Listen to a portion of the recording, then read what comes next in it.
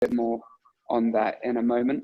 But what I want us to do, and I will give you 30 seconds if you need to run and grab something, but you can use your phone if you need to. I need you to have a pen and paper or something you can write down on. So if you don't have a pen and paper, run off and get one. You can use your phone if you need to, but I would always suggest pen and paper. I'm old school like that. I've written all my notes for tonight's talk on pen and paper because again, less time. I'll give you another sort of 10 seconds to do that. Team, if you're on mute, unless you want to come up and say something, that would be amazing. Just otherwise the screen's going to hop around and you're going to unfortunately find yourself getting stared at by everyone. So, all right, I think everyone's probably got a pen and paper and ready to go. Now, this is not a science, it's not like a school assessment. This is literally just a little thing to get us thinking, get us understanding things differently. I'm going to start the clock. You've got 60 seconds.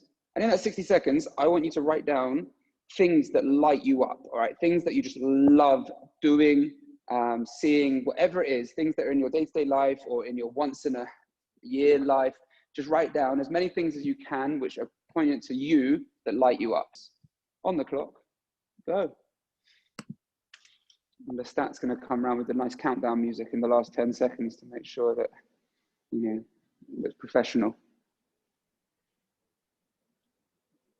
If you're just joining, 60 seconds to write down things that you love doing, things that light you up. And it's not a competition to who can write the coolest thing, all right? As basic as possible is cool. As crazy as possible is cool. Don't overthink it, just first things that come to your mind.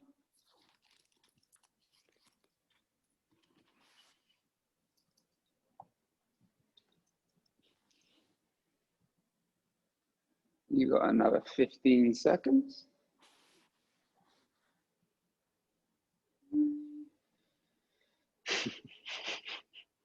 Eating chocolate. All right, last 5.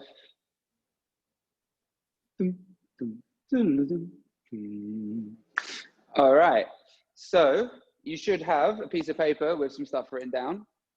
Now, I want you to circle or like underline, say the 3 that stand out most to you, all right? The 3 that you love doing the most. If it's 4, it's 4. If it's 2, it's 2, whatever.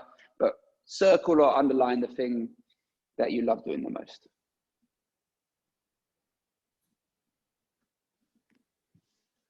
You guys thought I'd be talking about sits and stuff, and here I am making you write shit. All right, so the final thing I want you to sort of do and compartmentalize is those things that you've circled or underlined. I want you to ask yourself, do they cost anything? And if so, is it a lot? Is there a limit on how often you can do them? And is there a way that you can put them into your life more often? Now, often when we do these things, and I do these things, I'm surprised at how basic the things are that I write down, right? Like, and very few of them cost money, all right? Most of them is like, walk my dog, spend time with my fam, move, monkey around the place, run, see my friends, and things like that, right? And the thing I love about that is that it gives us a really good understanding of how human we really are, because I think we can kind of get led down roads of losing track of who we are, and that's kind of exactly what we're going to be talking about this evening. I think it's really important to understand what makes us tick and what our DNA is, to then understand what it is that you want to go forward and do. Maybe you put like cruising around on yachts, and in which case, yeah, you're going to need some dosh for that. And there's nothing wrong with liking doing that. But for the most part, I find that people write things that don't tend to cost a lot of money. And that's a really nice thing to do. And what that's doing is sort of understanding where you sit from an emotional standpoint. So my beliefs in terms of what's affecting that is that the world's kind of accelerated at such a pace that we've forgotten what got us here, and we've forgotten what inspires us. And hence why in today's talk, we're going to try and discuss how learning where we came from can help us with where we're going. One of my favorite quotes is, when you're going in the wrong direction, the last thing you need is progress. And I believe me, I've been going down the wrong direction before in life, and I was progressing pretty fast. So it was good to put a halt on that. So if we think about it from a basic standpoint, we are very simple beings, all right? And we are designed to do some sort of simplistic things. But the zoo that we've created for ourselves is not the one that we were born to inhabit. And I believe that it's for that reason that a lot of people end up, say, one, from a physiological standpoint, sore, stiff, tired, and two, from an emotional standpoint, unfulfilled and sort of unhappy. And it's only when you sort of start beginning to lean on the things that got us here, in my experience, that you start to sort of move forward and away from that. Now, this is when I need to say that I am not a epidemiologist. I'm not a physician. I'm not a doctor. I barely passed school. I'm not a trained physio. All right. This is just my belief. I love studying people, move, think, be, and I've made enough mistakes myself, and I've done some cool stuff myself, so I know what I think works. So this is all Christian science, okay? It's not, you don't have to buy into all of it. But at a basic standpoint, we are bipedaling Homo sapiens, derived from primal urges to scavenge, hunt, think, love, move, and do all of those things. And we are not designed to do a lot of the things that we are doing now. Now, that's not to say that the modern world isn't fantastic, because it is, and there's a lot of comforts that come from that. But understanding who we are and where we came from is vital for understanding where we need to move to go forward. Now, my rugby career gave me a lot of things, and it taught me a lot. But there's two main things that I want to talk about from which I learned from there and which have taken me to where I am now. Now, the first of those, and it comes from a physiological standpoint, and I'm sure a lot of people on here like to move, train, and things like that. What I did when I was playing professional sport is I created and developed a body that was capable of some pretty crazy things. Run at certain speeds, lift certain things, push certain things, tackle certain things. And it looked impressive, and it could do perceptually impressive things. But underneath that, I was riddled with pain and issues. And I think that's kind of like a really nice metaphor for a lot of the places that we find ourselves now. I think often we have been led to chase things that look amazing and look perceptually good, but underneath the surface aren't, because our surface, we can't fight the surface of what we are and the DNA of what we are. And particularly when you look at the fitness world, there's very few people talking about how to create a functioning body that makes us happy. And there's no shortage of people talking about how to create an aesthetic body that will do whatever you want that to do for you. So understanding that and having a body like that, it led me to understand the difference between an athlete and a human. All right, okay, I know they're both, but, and from a training standpoint, understanding that they are two very different things, all right? But unfortunately, because the glorifying worlds that we live in, and social media, we have people out there chasing the perfect bodybuilder's body. We have people out there chasing the same output as a CrossFitter, and the same running splits as a runner. Now, those are not negatives. They are brilliant. But they are motivators. They are not the end goal, all right? So those things can drag us there, but they're not where we need to be. Because when you see these athletes, you think incredible, but what you wouldn't realize is that they're probably in a ton of pain. And in my experience, addicted to painkillers and taking all sorts of other drugs to knock off the effects that those painkillers have had.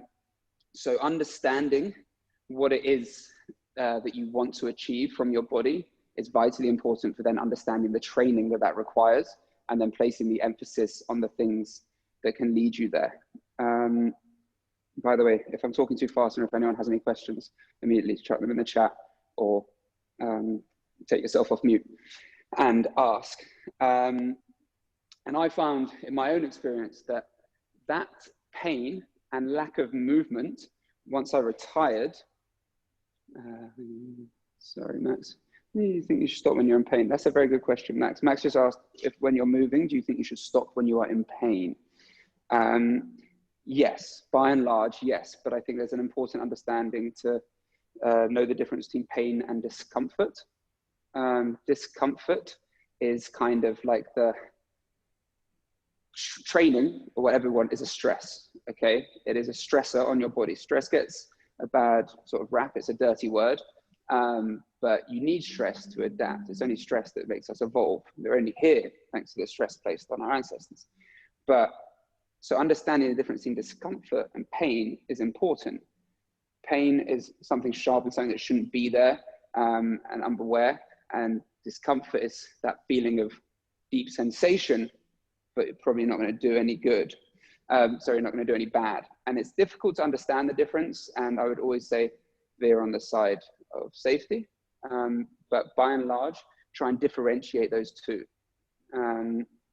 And if you are dealing with like chronic pain or continuous pain doing things, then a good way to track that is to sort of put a little scale in your head, 1 to 10, like 1 being, like getting an injection, 10 being breaking a bone. All right.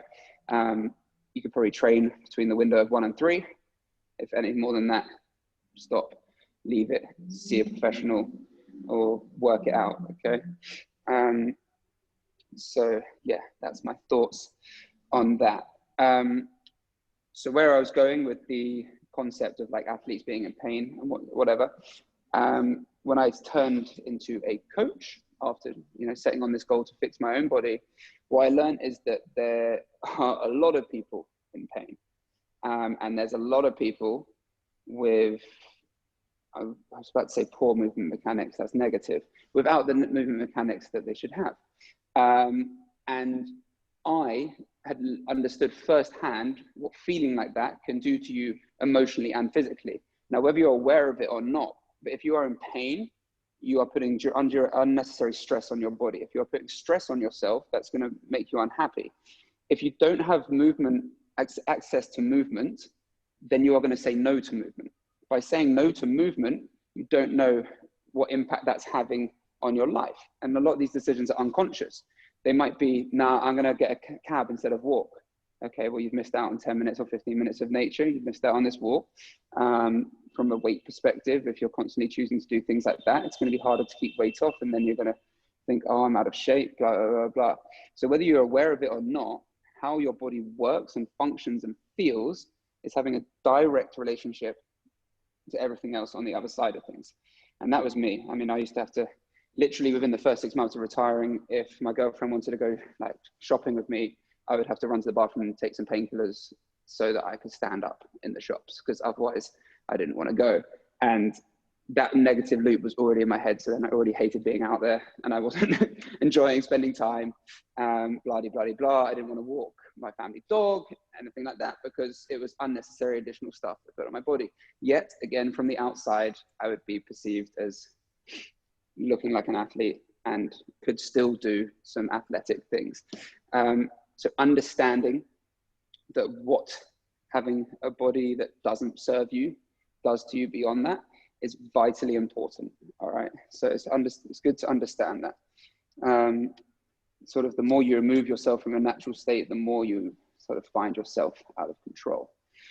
The second thing that rugby taught me, and that I wanted to talk about on here, because I've been sort of, I think it's really cool, the amount of like interaction that there's been about this, was the necessity for community. And that really is the main thing that led me to do what I do now, in running a movement studio where community really sits at the heart of everything. But as humans, we are literally need that community aspect. But rugby also taught me the good side of it and the bad side of it. I played for multiple clubs, and I've been in clubs or communities where the environment is incredible and everyone is there doing amazing things. And I was at clubs where the environment was toxic, and as such, we failed. I'm actually one of, I haven't done the full math, but I think I'm one of less than 10 people to have been relegated from the Premiership with 2 rugby clubs. So maybe I was the toxic egg, but the ones I was relegated from both had very toxic communities. And one thing I learned from that and from retiring was that you can change your community, you can change the people around you. Another one of my favorite quotes is, and that sounds rather confusing, is you can change the people around you, but you can't change the people around you, but you can change the people around you. So you could knock your head on the wall trying to get people to see and live the way that you want to live, but if they're not changing, you can't change those people, but you can change who you spend your time with. All right, so you can't change the people around you, but you can change the people around you.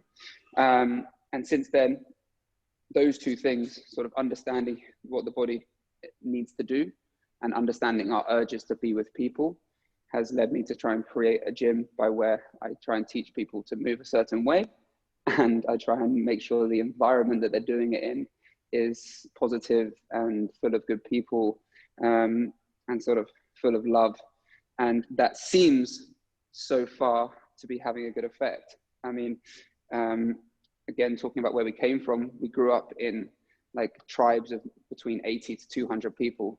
And this is not so long ago into the past, and we all had to be more human in order to chase a common goal. We all had to play our role within that society, scavenge, hunt, do whatever it was to allow our tribe to thrive. And we seem to have slightly, obviously for reasons that are very obvious, don't have to do that anymore. So we no longer have to remain agile in thought and body. And the modern world has done some incredible things for us, you know, it's comfortable, science, medical, travel, all these things. Maybe there's some things on your list that would not be capable without that. But on the flip side of it, it's at risk of eroding the things that really led us to where we are, which are community, connection, movement, and thought. So that's kind of my talk on where we came from. Now to shift on to the more physiological side of things, I want you all to stand up, if possible. Stand yourselves up. I'm going to demonstrate this kneeling, because the first one kneeling, because you won't be able to see. You can do the first one seated, but hop yourself up. Gives you a break from me ranting along anyway.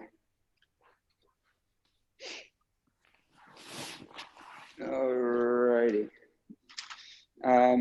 So started talking about how natural human postures improve breathing mechanics, movement, and function, and how to reverse the effects of sitting, which I'm sure people are probably more interested in than my thoughts on epidemiology. But two things we're going to do. First one we're going to do is just a breathing test, and the second thing we're going to do is a sitting test.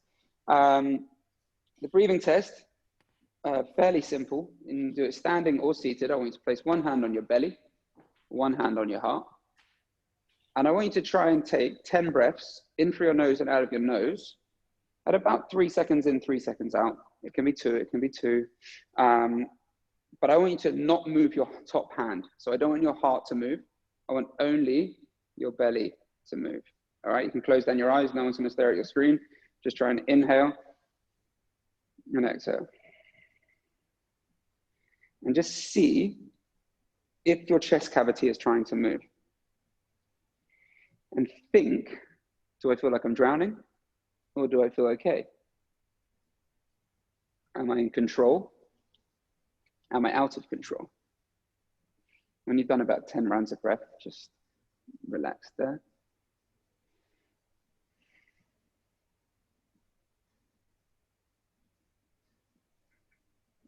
Nice.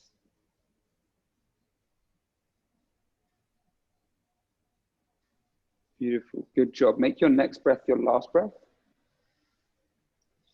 And then place your hands on the sides of your belly, on your waist. Cool. Again, this time give me like 5 breaths. But when you breathe in, can you push into your hands? Can your belly go out to the side? Give it another go.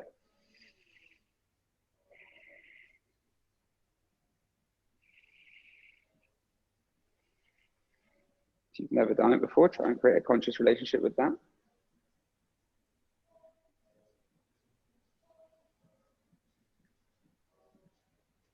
And once you've done those, you're welcome to sit back down again, or any position that was comfortable.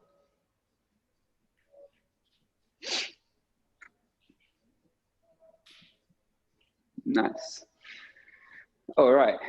So I mean, I know everyone's got their camera on, but show of hands, those of you that were able to breathe with your belly without moving your chest. You can brag, put your hand up if you could breathe with your belly without moving your chest. Yeah, nice. Yeah, everyone gets really nervous about like being like proud to say something. Sarah and Liz managed to do it on a spin bike, which, I mean, I don't know, that's pretty nuts. And then were you able to breathe and move your sides of your body, or was it kind of stuck? Put your hands up if you were able to push out into your belly.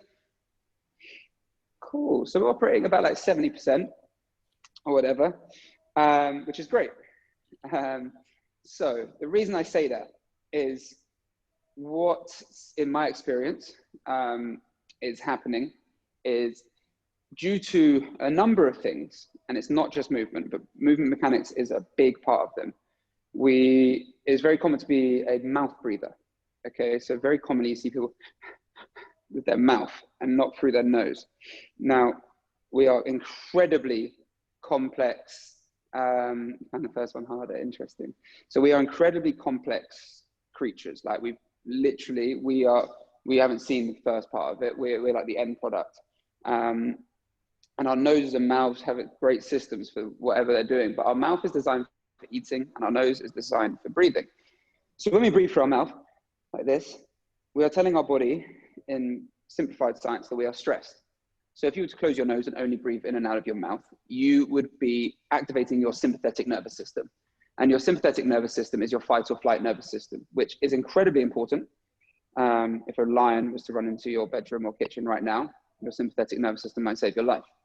However, if you live too much of your life in a sympathetic state, you are stressing your body and putting too much overload on yourself.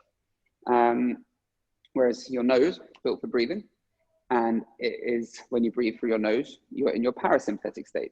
And it's in your parasympathetic state that you recover, rest, build muscle, burn fat, all these things that make us human. All right, so if you are like this the whole time, or when you go running, if you can constantly hear yourself panting, you're just telling your body you're stressed. And now there's a number of reasons, like I said, why we mouth breathe. But for me, the one that I'm gonna sort of have my say on is movement mechanics. And one of the most one of the ones I see the most is the lack of movement through our thoracic spine. So our thoracic spine being this part of our body, all right, mine's easy to see because I've got a natural hunchback.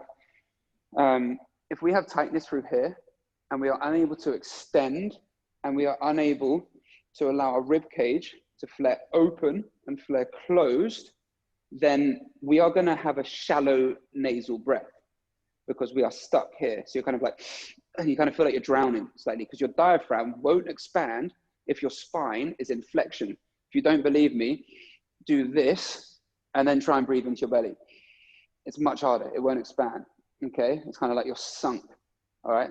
And if you look at this posture, it looks a lot like being sat at a desk, right? So if we live a lot of our life like this, or like me on Instagram, we're going to be constantly in spinal flexion, creating tightness through here, not allowing our rib cage to upwardly flare and expand. We're going to find it hard to breathe like that because of our tightness impeding through here, which leads me on to the other test that I want to do, which is your squat test, which again, I'm going to ask you to stand up for. Unless you've got any injuries in your knees or ankles or anything like that, then please do not. Or if you're currently on a spin bike, you stay there. Now, if you watch a baby do a squat, they are our best teachers. Their toes are facing forwards, all right? But we all have different shaped hips. I do not believe, I like to guide people on form, but form is kind of just something created by the fitness industry. We have different length femurs, different genetics in our hips. If you scanned 1 million hips, they would all look differently. So I'm going to tell you how I think you should do it because it's there, how we grew up to be able to do it, but then you can sort of find your space. Now my toes are facing forwards or literally 10 degrees out. I'm going to try and drive my knees over my middle toe and try and bring my bum down to hug underneath. All right. If I was to show you from side on, it's here. Give it a go. Can you get down? Now, if your heels are lifted off the floor in order to do this, which I would imagine is about 30% of you, try and step your feet a tiny bit wider.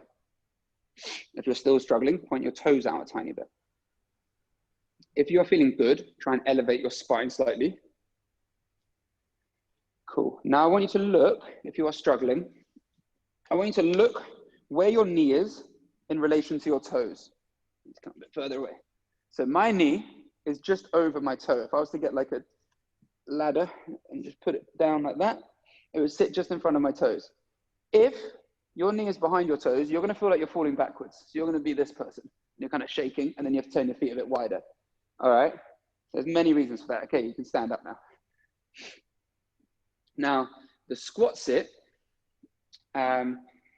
is like common practice in Eastern society, but it's kind of been lost in the Western world. But basically, that is your natural human resting posture. There's many of them, lying flat on the floor being my favorite, but that is one of the main ones. And like I said, if you go to Eastern cultures, you'll see people waiting for the bus like that. Now, what it's fantastic for is alignment, mobility, and restoration of your internal organs.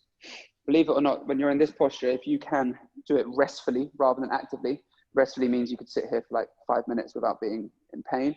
Actively is like you're having to squeeze everything to stay there. My organs are currently sat, by and large, the way they should be sat, which is kind of why our ancestors pooed like this. But so if you can't sit like that, there's a number of reasons why: ankle flexion, hip flexion, things like that. And if you can't breathe like this, you are basically increasing your risk to amplify your stress, because poor mechanics is a precursor for amplified stress. So if you're unable to hop into those, then there's literally some basic fundamentals of how you can improve a much bigger picture of thing. And hopefully you understand, at least my viewpoint, that your movement has a massive toll on your emotional value and your decision making. I only say that because I literally have been that person. Movement has taken stuff away from me and it's given me everything. Okay, 2 more things. I want you to now look back at your list if you still have it. And I want you to ask yourself, what on that list would be improved with better mechanics? What perhaps would be more enjoyable with better movement or breathing mechanics or moving integrity? Might be nothing, might be 1 or 2. And if you did have better movement mechanics, and if your body did feel better, and if it did breathe better, what would you do more of on that list? Max is still eating chocolate. And the last thing I want you to ask yourself about what's on that list is, do you have a community of people you love to do those things with? And just think about that quickly. What on there would be improve with better mechanics? What would you do more of if you felt better in your body? And do you have a community of people that you can do those things with?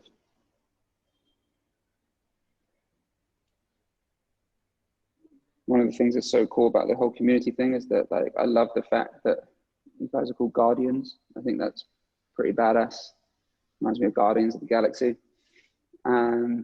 But I know how difficult it is to find a society of people that you want to do stuff with. So I just made a gym and made people come here so I could do it with them. But I know that's not an option for everyone. But we often think that if we like to do something different to our friends, then we're weird or we just don't do it. But no, there's a bunch of guardians on here. There's a bunch of weirdos in Fulham who like to do different things. So you just got to go and find them. Like I said, your community can either allow you to thrive or to sink. The final thing to ask yourself from those, if you could do one of those things every day, what would it be? And if you can do that thing every day, how can you fit it into your day? Always open to a franchise in Suffolk. Kirsty, email me, we'll talk. Okay, I want us now, because I've only got like 2 minutes, I'm going to quickly teach us how to decrease the effect of the chair. So you can just watch or you can do it with me. You may have noticed that I haven't had a chair with me the whole time, and that was very intentional because I have been doing mobility work the entire last 30 minutes and it hasn't been a stress. and it hasn't been irritating. It's just, well, maybe it's been irritating to watch actually. My parents used to call me Worm because I would never sit still on a sofa. And my stepdad still calls me Worm, which at the age of 30 is a little bit awkward. But for me, we've become too centralized with this idea of being seated. And if this current state of affairs taught us anything, is that everything can be rewritten. All right? The rule book can be thrown out. You don't have to sit in an office chair all day. So I'm going to talk you through like 8 different seated postures, and you're very welcome to do them with me. And then you can try and hop into these seated postures every single day when you're working from home or when you're watching TV. All right, so feel free to do them with me or just watch. These are your natural human seated positions. Number 1, kneeling. Very aware of it. If you're a yogi, this one would be called kneeling Caesar, probably. I call them plantar flexion sits because my ankle is running lengthways, and that's what's called plantar flexion.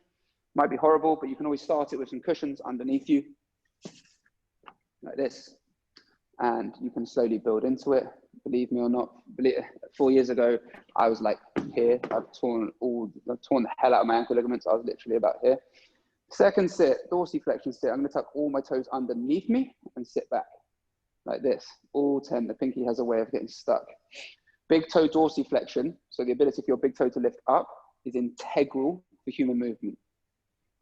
Often affected by shoes that clamp them in. Your toes are designed to hit the floor and splay. That one is horrid. Yeah, your feet are designed to hit the floor and splay, meaning open. If you wear tight shoes, they don't splay, and therefore you lose dorsiflexion in your big toe, and then you become worse at walking and running. Okay, third position, I call it half kneeling. I've got one foot up, one knee down, like this, and I've got this toe in that plantar flexion position. This is half kneeling, and obviously you have half kneeling on the other side as well. You then have half fold. Forward fold would be like both legs out. Boom. This is my halfway fold. One leg just kicked out. You can type like this. You can put your laptop in front of you. You can make notes. Cool. Other one, other side. Half fold. You then have pancake or wide fold. All right. You have the sit. And bear with me. I just need to grab a chair.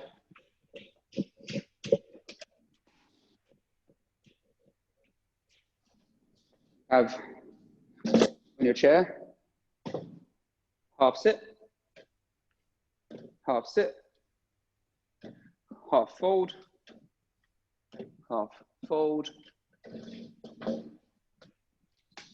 wide fold, chilling.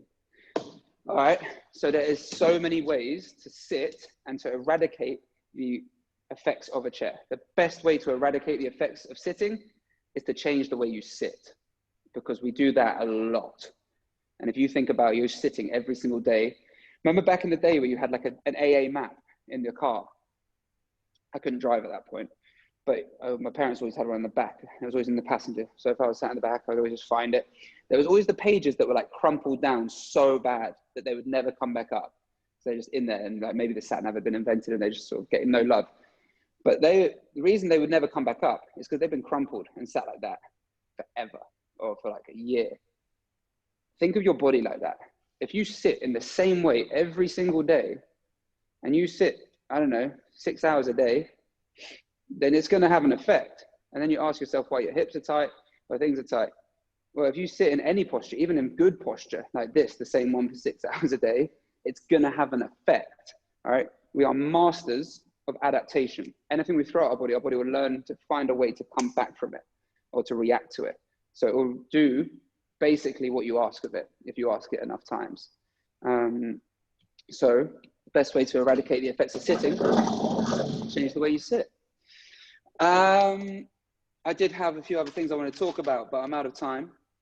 So I will leave you with this. My thoughts on training are really simple. Mobility equals possibility.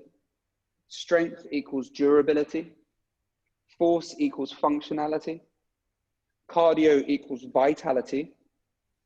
And all of those equal potential. And what you choose to do with your potential is completely up to you. You might just want to be a good mum, a good dad. You want to be an average runner. You want to play football. You might want to whatever, yoga. I like to crawl around the floor like a monkey, but that's just my personal decision. Okay. But those are my beliefs. You need all of them in order to be healthy, but what you choose to do from it is up to you. And the other thing, given that this is talking about where we come from, one of my favorite quotes, and it couldn't be more poignant than ever right now, is that it is no sign of health to be well adjusted to a sick society. There's no sign of health to be well adjusted to a sick society. All right, that's me. I don't know if I've overrun already by like 6 minutes. But, cheers, that was great. Thanks, Christian. Thanks for that. Thank you. I'm going to share in the Facebook group afterwards. Christian did 2 Instagram posts, I think it was last week, about movement equals possibility and strength equals durability, which are a good little read for everyone. So I'll post that in the Facebook group afterwards. And I don't know what everyone's thoughts are, but we were thinking of putting on Facebook groups, you can start topics. So we're thinking of starting a topic on this talk and movement, and give us a little space to discuss, I guess, whatever we learned, thought, experienced. I know over lockdown, Christian's been doing a 10-minute squat challenge, which if you sit in a squat sit, I know Christian's just done it for almost half an hour and he's not sat in it anymore. But if you sit in it for 10 minutes, it's very hard. Yeah. So and yeah. guys, if anyone, like, I know that that shared my Instagram and stuff like that, but if you do have any questions, just drop me a message on Instagram, just direct message me and I will get back to you, and always here to try and help on anything like this. Like I said, these are only my views, but if you found any of them interesting, anything I can help, then just drop me a message and I would love to. Tell people, and if you want to get I'll move. Yeah, so I was going to say, and if I could shamelessly plug my studio. Go ahead, because at the moment we have all of our offering online, so the studio is closed, but we have loads of classes online, and we are just about to launch our February program. You can sign up for 4 weeks, 2 weeks, 1 week, or literally one class. And there's classes 7 days a week. There's an online library full of classes. We work on mobility, strength, sort of dynamic floor patterns, handstands, gymnastic style training. We kind of try and touch all the bases of human potential. And this month, or this coming month, the focus is on purpose, and it starts with a workshop on the 31st, discussing purpose, uniqueness, and goal setting, to try and give people a little bit more of a focus at a time where it's easy just to bumble along and sort of forget what we're trying to achieve. So there is a code, it is Guardians10, and that will get you 10% off the price of the course. And perhaps if I could share you the link for that course, then people could check it out.